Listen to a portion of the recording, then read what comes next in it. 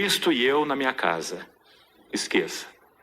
Porque o chamado de Cristo é corporativo, é para a sua igreja. E se nós não estivermos arraigados e alicerçados em amor, nós não poderemos compreender. Então, arraigados e alicerçados em amor, verso 18, a fim de poderes compreender. Agora me permita uma palavra aqui. Na tradução que eu estou lendo, diz simplesmente, a fim de poderes compreender com todos os santos. É uma boa tradução. Mas nos lembrando que no original você vai encontrar a palavra transliterada para o português S-Y-N, sin, de onde temos a sincronia, a sintonia no nosso português. E sim significa junto com, ao mesmo tempo. Então aí está essa palavra no texto original. Então, a fim de poderes compreender junto com todos os santos. Sabe por que estamos destacando essa palavra? Porque ela aparece várias vezes na Epístola aos Efésios.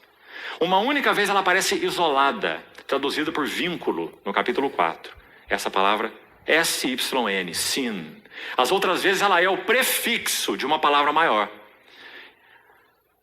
que Paulo usa em Efésios em diversas instâncias. Então, o que queremos dizer com isso? Que a palavra junto, para Paulo em Efésios, é muito importante. Por exemplo, no capítulo 2, ele não diz assim que simplesmente que Deus nos deu vida em Cristo. Veja lá no capítulo 2, verso 6. Ele diz que ele nos deu vida juntamente com Cristo. Viu que importante? Porque Cristo não tem vida para nos dar. Cristo é a nossa vida. Então, quando Deus nos dá vida, não é porque Cristo é o autor da vida, então ele tem vida para dar, ele dá vida para um, dá vida para outro. Ele é um supermercado que distribui a sua mercadoria. Vida para lá e vida para cá. Não. Paulo está dizendo, ele é a vida. E juntamente com ele, Deus nos deu vida. Bem diferente, não é? Nós viemos participar da vida na vida, com V maiúsculo. Nele estava a vida, e a vida era a luz dos homens. Ah, que bom. Graças ao Senhor. Então ele vai seguir no versículo 7 do capítulo 2. E dizendo, e juntamente, ele repete a palavra. Veja como é importante para ele. Por que ele repetiu? Juntamente com ele nos ressuscitou. E de novo na língua original. Juntamente com ele nos fez assentar nos lugares celestiais. Nós temos 3 vezes aí o junto. Não é uma palavra importante para Paulo? Porque Paulo está falando da igreja, a igreja é um corpo, é junto com. Do contrário, nós não vamos avançar, não vamos crescer, não vamos compreender, não vamos ter uma palavra estimada dele, pleroma. Não teremos plenitude. Eu e Cristo na minha casa. Compreendeu, irmão? Que maravilha. Porque esse é o chamado corporativo, chamado para a igreja.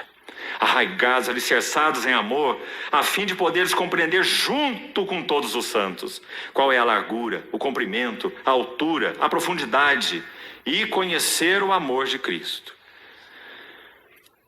Pode ser que a altura, comprimento, largura, profundidade se refira ao amor de Cristo, imensurável. Pode ser, mas o mais provável é que o comprimento, a altura, a largura e a profundidade, essas medidas mencionadas no verso 18, atente aí, se refiram ao verso 11. As medidas, largura, comprimento, altura e profundidade do eterno propósito de Deus. Porque Paulo está orando por visão espiritual, para que eles possam compreender, acabamos de ler aí, que sejam fortalecidos com poder pelo seu espírito no homem interior, verso 16 e o 18, para poder descompreender a largura, o comprimento, a altura e a profundidade do eterno propósito de Deus em Cristo Jesus. Ele é imenso. E aí ele põe um E, veja esse E aí. E, no verso 19, conhecer o amor de Cristo. Então, na medida que pelo Espírito nós vamos contemplando as medidas